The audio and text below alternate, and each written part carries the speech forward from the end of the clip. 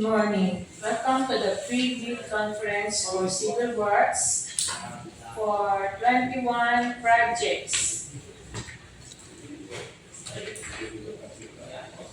under the CY 2024 MEP of Aklan DEO.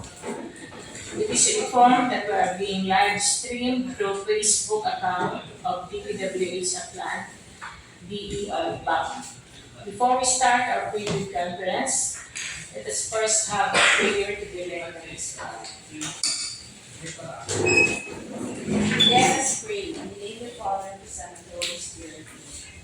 Lord, thank you for this wonderful time as we gather in your name, as we conduct our weekly conference. Guide us, Lord, and help us to be able to understand and follow the Government Procurement Reform Act to achieve the objectives of this undertaking. Create in us, O Lord, the desire to be motivated and committed to our duties and responsibilities. Teach us to be more responsive to the demands of integrity in public office. This we ask our Son, Jesus Christ, our Lord. Amen. For the determination of quorum, let me call on Mr. Revetment. Okay, good morning once again. Thank you, ma'am. Today we have 21 projects scheduled for pre-bid conference for civil works. But before we start, let's do the roll call of our back members who are present today.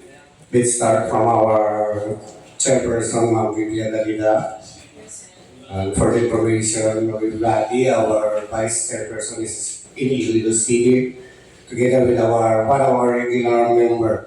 With us is our two regular member, Ma'am Evelyn Vilavega and Ma'am Marla Salvaston. Also with us is our provisional member, Sir Janleto Alcido. Even in the absence of our chairperson and one regular member, we have still a quorum and the pre-bid conference can now start. Once again, thank you. We'd like to acknowledge the presence of one representative from G-Oil Construction. Good morning. Let me call on the staff of Planning and Design section to discuss the aspects of the different projects for bid.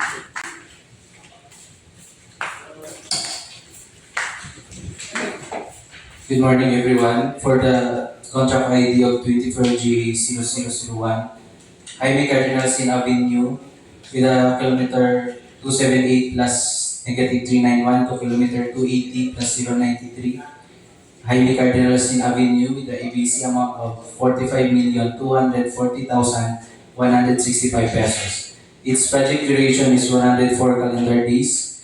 It is a asphalt overlay of road with a total length of 9.556 lane kilometers with white reflectorized thermoplastic pavement markings and warning signs.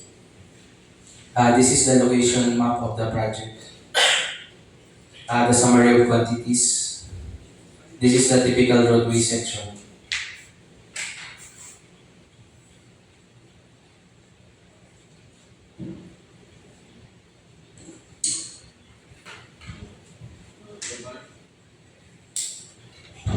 Good morning, everyone. For the contract ID 24GA 0002, Aklan West Road, kilometer 314 plus 845 to kilometer 315 plus 010, kilometer 315 plus 450, to kilometer 315 plus 670, kilometer 315 plus 820, to kilometer 316 plus 650, kilometer 319 plus 920 to kilometer 323 plus 185 Aklan West Road.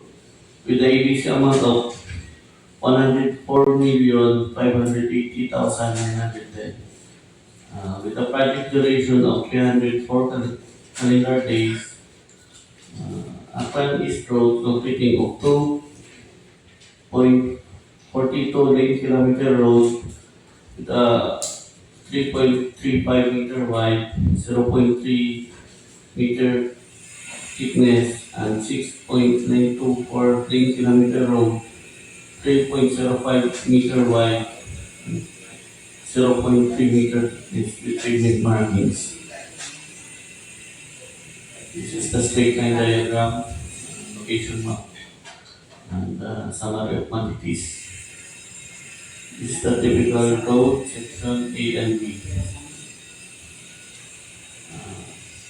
For the contract ID 24GA0009, Aklan East Road, kilometer 294 plus 144 to kilometer 296 plus 559, kilometer 296 plus 884 to kilometer 296 plus 952, kilometer 296 plus 1017 to kilometer 297 plus 031, kilometer 301 plus 000 plus 2 kilometer 302 plus 476 Aklan East Road with the ABC amount of 113,387,500 with a project duration of 278 calendar days, widening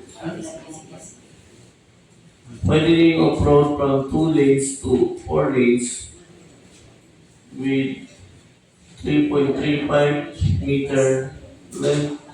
Length is 5.034 lane kilometer with reinforced concrete drainage, reinforced concrete slope protection, reflectorized pavement markings and construction of carriageway area of 4,428 square meter.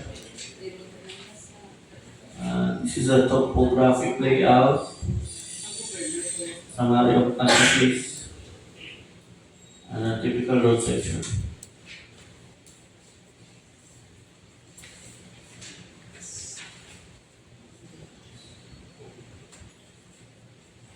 For the contract ID 24G80010, Aklan West Road, Kalibo-Nabas, kilometer 240 plus 739 to kilometer 241 plus 248, kilometer 241 plus 273 to kilometer 241 plus 639, kilometer 252 plus 896 to kilometer 253 plus 912 along Aklan West Road.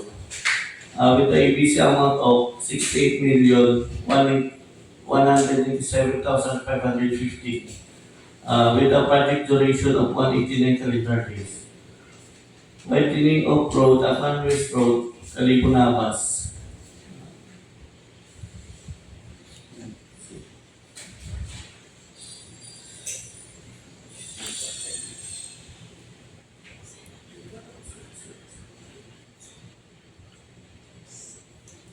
This is the location map, vicinity map, and layout plan. The summary of quantities, the typical road sections.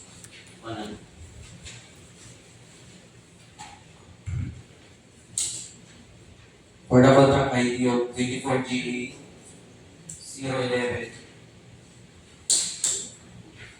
Jaime Cardinal Sin Avenue with kilometer 293 plus 600 to kilometer 294 plus 509.6. Jaime Cardinal Sin Avenue with the ABC amount of 27,672,260 pesos. Its project duration is 135 calendar days. It is a widening of road from kilometer 293 plus 600 to kilometer 294 plus 509.6. Its length is 1.819 kilometers with a width of 3.65 meters both sides, and its thickness is 0.30 meters. Its off-carriageway is 1.5 meters both sides, and its thickness is 0.25 meters. This is the layout plan, the vicinity map, and the location map. This is the typical roadway section 1 and 2, the profile and plan. Next.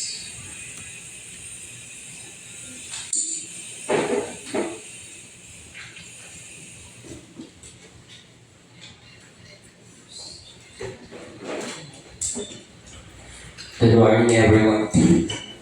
For For the project 24GA0013, construction of revetment wall along Ibajay River, Barangay Bagacay, Ibajay, Aklan, with the ABC of 130,315,530 pesos, with a project duration of 295 calendar days. So this is construction of revetment wall with a length of 557 linear meter, station limits, station 4,000 plus 300 to station 4,857. So this is the location map and the vicinity map. This is the topographic layout. This is the typical section. And next is for the project 24GA0022, construction of revetment wall along Aklan River, Barangay Brgy, Aklan, with the ABC of 28,950,000. And the project duration is 295 calendar days. This revetment wall is 128 linear meter total length. The slope covering a 0.2 meter thick reinforced concrete. The foundation is 6 meter sheet pile, blue type, and there are 2 units of end wall and 6 units of segmental walls. This is the vicinity map, the location map, and the topographic layout. The summary of quantities, the typical sections,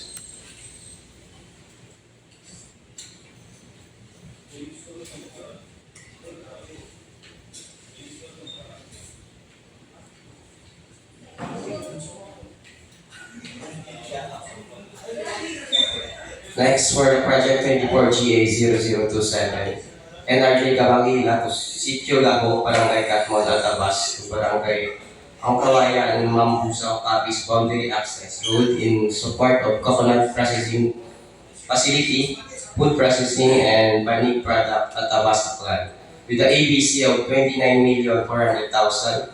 The project duration is 143 calendar days. This is concreting of road from station 4,724.1 to station 5,423.5 with a length of 1.399 lane kilometer with the width of 3.65 meters both sides and a thickness of 0.28 meters.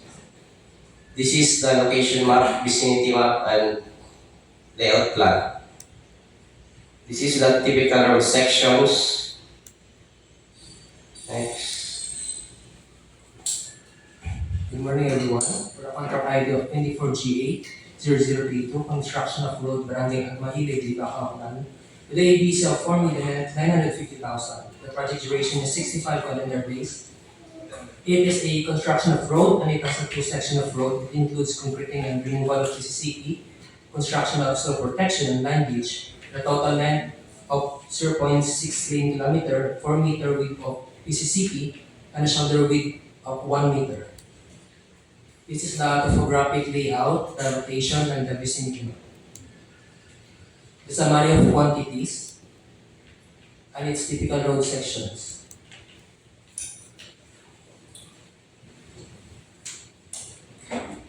For the project 24GA0033, construction of road Barangay Yapak, Malay, Aklan, with the ABC of 4,900,000. The project duration of 58 calendar days. This is concreting of road, includes concreting and removal of PCCP with a total length of 0.6 lane kilometer, 5 meters width of PCCP, and shoulder width of 1 meter. This is the location map, topographic layout, and the vicinity map. The summary of quantities, the typical road section,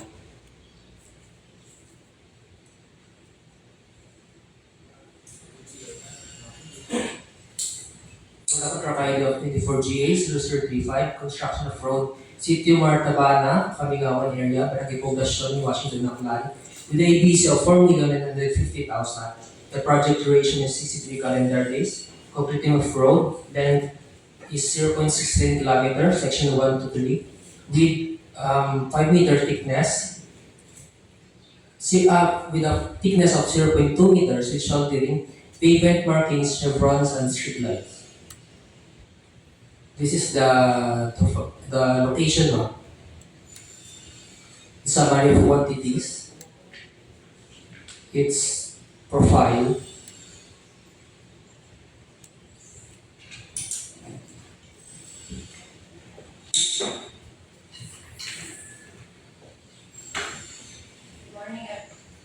Good morning, everyone. For the contract ID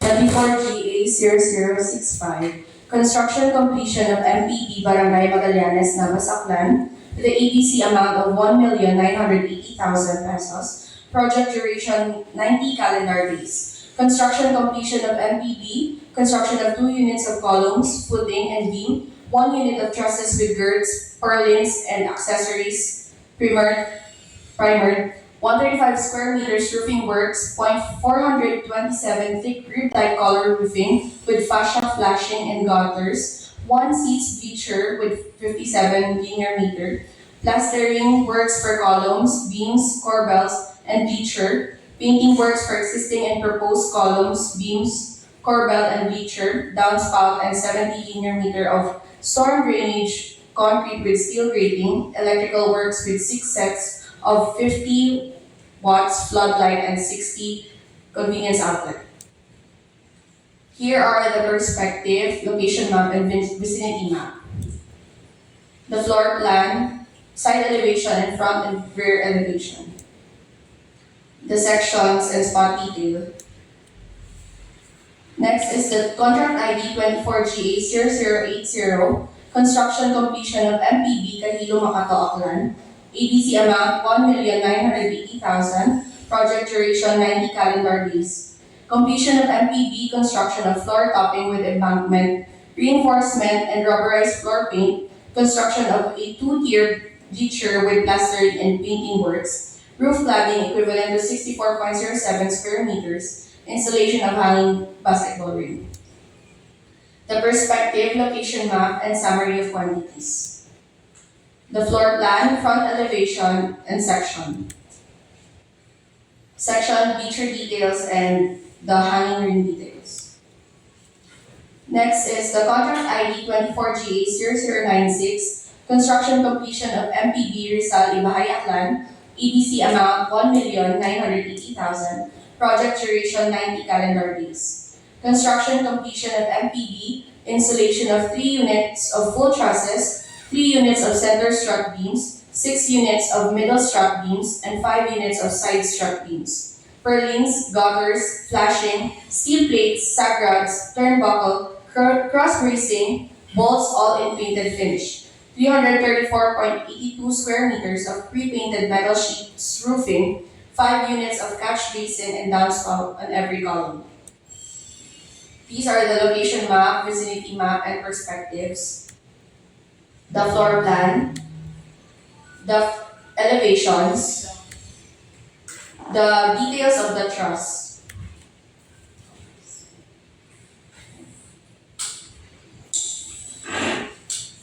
Hello.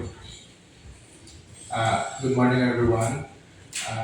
This is for the contract ID 24GA0100, construction of MPB covered court, Kalibo-Nabas, Aklan, with the ABC of 4,950,000, project duration of 150 calendar days, construction of MPB covered court, construction of 10 units of column and footing, 8 units of roof beam, 4 spans of roof equivalent to 360 square meters of pre-painted metal sheets with 5 units of full truss, 4 units of center strut beam, 8 units of middle strut beam, and 8 units of side strut beam, gutter, flashing, plastering, and painting works.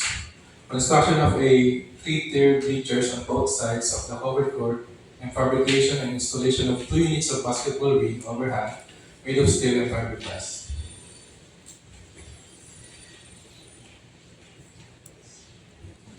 This is the perspective location map in table of contents. The elevations and details, floor plan and sections. Again, good morning, everyone. With the contract ID of 24 24GA0111, rehabilitation of MPB, Barangay Estancia, Kalibo-Nabas, with an ABC amount of 4,825,000, with a project duration of 150 calendar days. Continuation of construction of two-story MPB, reinforced concrete column from second floor to roof beam, reinforced concrete roof beam, trusses, and roofing. Finishing works, cement plastering, tile works, painting works, ceiling works, masonry works, aluminum glass window, wood panel door, railing, stainless, plumbing and electrical works. Additional works, stainless steel gate, plastering and painting of wall for existing perimeter fence, and slab on grade pavement. Two sets split of type air conditioner unit with 1.5 horsepower inverter type. That is the perspective and the location map, the ground floor plan and the second floor plan, the schedule of doors and windows, the roof plan, next, the front and rear elevation, next. With the contract ID of 24GA0114, construction completion of MPB covered court, Barangay Humarap, Bagacay, with an ABC amount of 2,970,000. Project duration 120 calendar days. Construction of concrete bleacher, right side and left side. Construction of comfort room with septic tank, painting of concrete and steel for existing covered court, and two-story building. Demolition of slab for proposed concrete bleacher, left and right side. Two sets of glass fiber, ready-made basketball ring and frame with complete accessories, with GI pipe frames, steel window, stainless steel doors and frames, gate, steel doors and frames, plumbing / sanitary and electrical works. This is the perspective, the location map, the elevations and schedule of doors and windows, the ground floor plan and the second floor plan for the tiles detail. Next.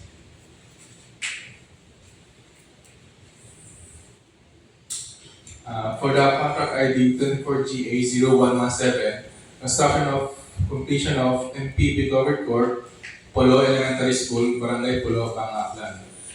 ABC amount of 2,970,000 pesos with project duration of 120 calendar days. Completion of covered court, installation of one span of roofing equivalent to 489.8 square meters of pre-painted metal sheet rib type long span with 2 units of full truss, 2 units of center strut beam, 12 units of middle strut beam, and 12 units of side strut beam with gutter, flashing, and downspout, and additional electrical works for lightings, construction of stage, removal demolition of existing one span of intermediate beam and 3-tiered concrete bleacher, 0.8 meter thick embankment works, concreting works of 17.05 square meter for slab on field with floor tile finish, 83.25 square meter of masonry works with plastering and paintings, 3 units of roof rafters for 32.65 square meter of pre-painted metal sheets with that low fan with gutter, flashing and downspout, and complete electrical works for lightnings and power. This is the perspective and location map, the floor plans, and front elevation of stage and floor plan of stage. This is the foundation details, roof plane plan, rafter details, wood footing, column footing, and schedule of beams. For the contract ID 24GA0120, construction of MPB covered court at Barangay Pampanga, Aklan. With the ABC amount of 4,950,000, project duration of 150 calendar days, installation of 7 units of truss with center, mid and side strands, and 872.1 square meter pre-painted metal sheet with gutter and flashings. Construction of stage with 11 units of column and column footing, 35-meter long wall footing, 96.23-meter long beams, stairs, 9.22 cubic meter of slab, 211.4 square meter of CHB with plaster, 5 units of rafters, and 96 square meter pre-painted metal sheets with gutter and flashing, with finishing works, plumbing works, and electrical works. This is the location map, vicinity map, and perspective. This is the floor plan of the covered court and floor plan of the stage. Front elevation and rear elevation, left and right side elevation and longitudinal section, front elevation of and rear elevation of stage, elevation and section and toilet details of the stage, lighting layout and power layout, lighting layout for the covered court, With the control item 24GA0124, rehabilitation, the construction, upgrading of damaged paved roads along Aklan East Road, kilometer 280 plus 20 to kilometer 280 plus 790, kilometer 286 plus 076 to kilometer 287 plus 0, kilometer 287 plus 240 to kilometer 287 plus 864, kilometer 287 plus 1011 to kilometer 288 plus 053, kilometer 288 plus 158 to kilometer 288 plus 842, kilometer 289 plus 894 to kilometer 290 plus 175 Aklan West Road, with a ABC of 81,773,135. Project duration is 226 calendar days, rehabilitation, reconstruction, upgrading of damaged paved roads along Aklan East Road, concreting of 6.926 lane kilometer, road 3.35 meter wide and 0.3 meter thick with pavement markings. This is the straight line diagram, the field office, the typical road section. Next, for the Project 24GA0125, rehabilitation, reconstruction, upgrading of damaged paved road along Aklan West Road, Kalibo-Nabas, from kilometer 234 plus minus 920 to kilometer 234 plus 426, kilometer 235 plus 300 to kilometer 238 plus 78, from kilometer 254 plus 450 to kilometer 255 plus 340 Aklan West Road with the ABC of 110,899,730 pesos. The project duration of 308 calendar days. This is Aklan West Road concreting of 10.148 lane kilometer road with 3.05 meters wide, 0.3 meters thick with pavement markings. This is the straight line diagram, the summary of quantities, the typical road section. That's all. Thank you.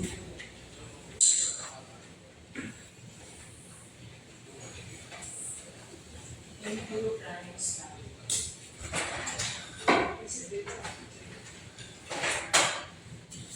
It is informed that funding source is under FY 2024 GAA. Thus, the contract will be awarded to the lowest calculated responsive bidders upon the release of the GAA for CY 2024.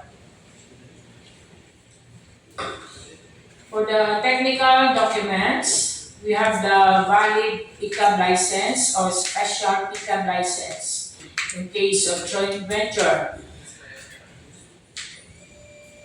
Records of all its ongoing government and private contracts, including awarded but not yet started. Records of single largest completed contract. For the financial documents, we have the audited financial statement, stamped received with the BIR of its duly accredited and authorized institution for the preceding calendar year, which should not be earlier than 2 years from the date of bid submission. Computation of NFCC must be at least equal to ABC.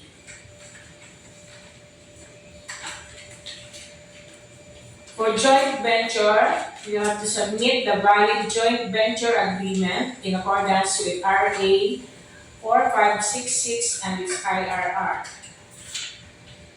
During the submission and receipt of bids, the contents of the first envelope for the technical proposal should include Field Jet Certificate of Registration and Platinum Membership, PICAB License and Registration, or Special PICAB License with joint venture, Statement of all ongoing government and private contract, Statement of Single Largest Completed Contract, or SLCC, the NFCC computation, joint venture agreement if applicable, bid security in the prescribed form, and the requirements of the project such as organizational chart for the contract to be bid,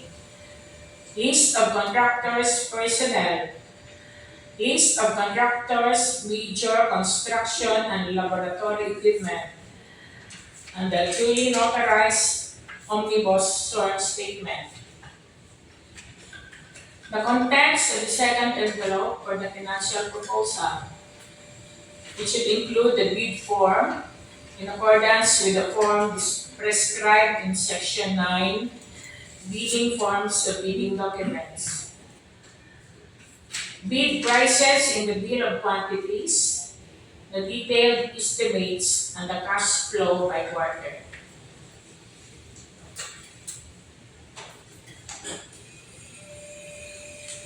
During post-qualification, verification, validation, and ascertainment of all statements made and documents submitted. For the legal requirements, the license, certificates, permits, agreements, and exclusion in any blacklist.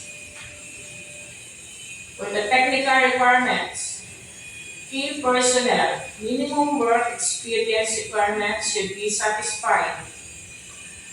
Availability and commitment of major construction equipment. Failure of the prospective bidder to state a complete technical description of the pledged equipment and the specific location, whether owned, leased, or under purchase agreement, shall result in the bidder's automatic post-disqualification for award and contract and for features of its bid security for DO number 58, series of 2012.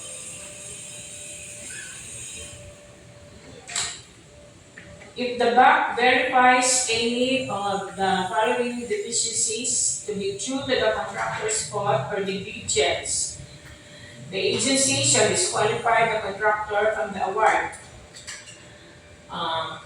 Here are the circumstances. 1.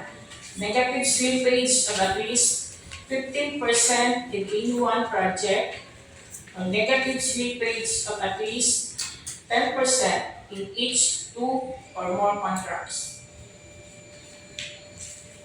Failure of the contractor to commence repair works and complete ongoing contracts in the prescribed date after receipt of the notice of defects and deficiencies.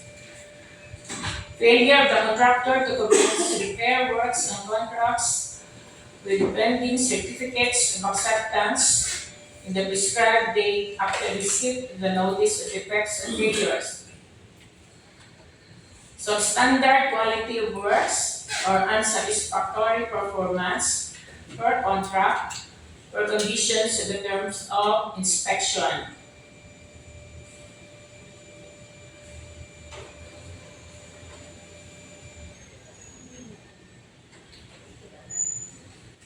Notes on the personnel and equipment requirements of the project. If a proposed key technical personnel is an employee of the bidder and working on another project at the same time of the bidding, the bidder shall submit a certification that the personnel will be pulled out from the ongoing project once the bidder is awarded the contract. And two, he or she will be replaced with another person with equal or better qualifications as certified by the head of the implementing office. The bidder may propose a key technical personnel who is not its employee, provided that the said personnel is required to submit a certification that he or she will work for the bidder if it is awarded a contract under bidding. These certifications shall be included in the first envelope of the sealed bid. Also, to be verified during post-qualification is the set of equipment pledged by the bidder. The bidder should specify in the submitted bid the location of the equipment where they can be inspected. If any equipment is not in the specified location, then the bidder shall be post-disqualified. The contract shall be awarded to the bidder whose bid has been determined to be the lowest calculated and responsive bid as a result of the detailed evaluation and post-qualification conducted. Prospective bidders may submit their bid either electronically or manually pursuant to Department Order Number 82, Series of 2020. Subsequently, the prospective bidders may submit their queries if any until December 28, 2023. Any questions or clarifications? If none, then the PB conference for this morning is given.